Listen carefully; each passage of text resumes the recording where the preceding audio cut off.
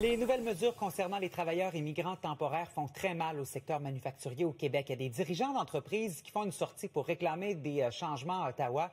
On demande l'annulation de cette mesure. Ça oblige les entreprises d'employer une moins grande proportion de cette main-d'œuvre, donc soit un maximum de 10 de leurs effectifs. C'était 20 avant. Il y a même une poursuite qui a été intentée par plusieurs entreprises contre Ottawa. On en parle avec Maître Frédéric Bérard, avocat des PDG manufacturiers. Bonjour, Maître Bérard. Bonjour. Rebonjour. Rebonjour. Ben oui, merci beaucoup d'être avec nous parce que ce dossier-là fait évidemment couler beaucoup d'encre depuis que cette poursuite-là a été annoncée. Pour que les gens à la maison comprennent bien là, ces changements dans la réglementation, qu'est-ce que ça a comme impact pour les entreprises? Là, il y en a 23 qui poursuivent, mais il y en a bien d'autres qui sont impactés par cette mesure-là d'Ottawa. Oui, je vous dirais que mon téléphone sonne beaucoup depuis notre entrevue de samedi.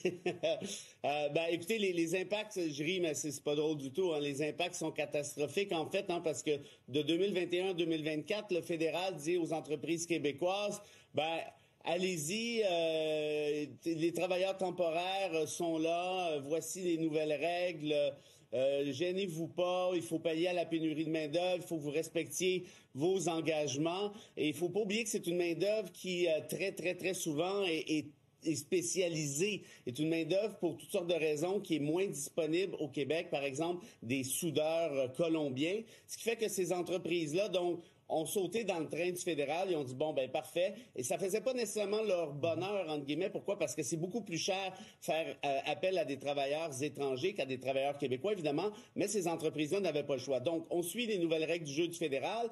Et à un moment donné, à quelque part en 2024, ce même fédéral dit, vous savez quoi? J'ai changé d'idée encore une fois. Oubliez ça. On va passer de 30% à 10%. Toutes sortes de règles du genre sans consultation. Ce qui fait en sorte que ces entreprises-là, évidemment, vous l'avez compris, de 2021 à 2024, ont contracté avec des partenaires d'affaires, que ce soit des partenaires d'affaires du Québec, ailleurs au Canada ou encore à l'étranger. Et là, se retrouvent dans une situation où vous n'avez plus la main-d'œuvre spécialisée nécessaire pour rencontrer vos engagements. Alors, nécessairement qu'il y a des bris de contrat. Il y a aussi certaines de ces entreprises qui pourraient faire faillite à court, moyen ou long terme. Et rappelons à Mark Carney, au gouvernement fédéral, les PME sont le cœur et le poumon, bien souvent, de l'économie québécoise et certainement le cœur et le poumon des économies régionales. Si celles-ci font faillite, tout le monde y perd, tant d'un point de vue économique que d'un point de vue employabilité, évidemment.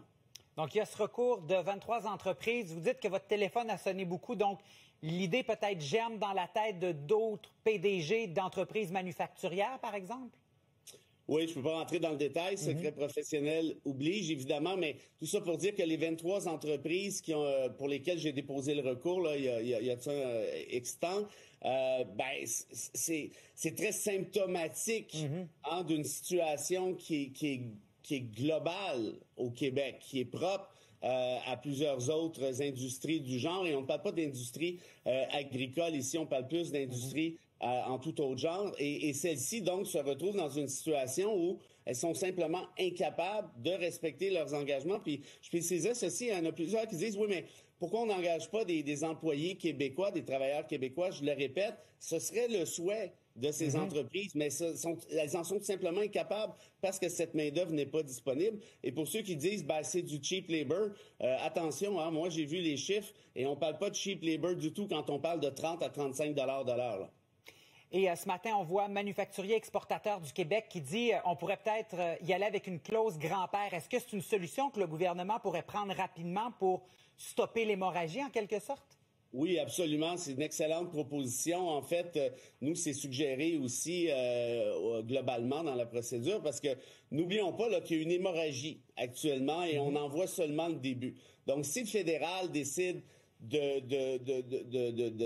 d'attaquer, si je peux dire, cette même hémorragie puis de la stopper le plus rapidement possible, tant mieux parce que le montant de presque 300 millions de dollars, c'est un montant plancher, c'est pas un montant plafond. Les dommages continuent d'être subis par les entreprises à chaque semaine qui passe et les solutions pour le fédéral sont relativement simples.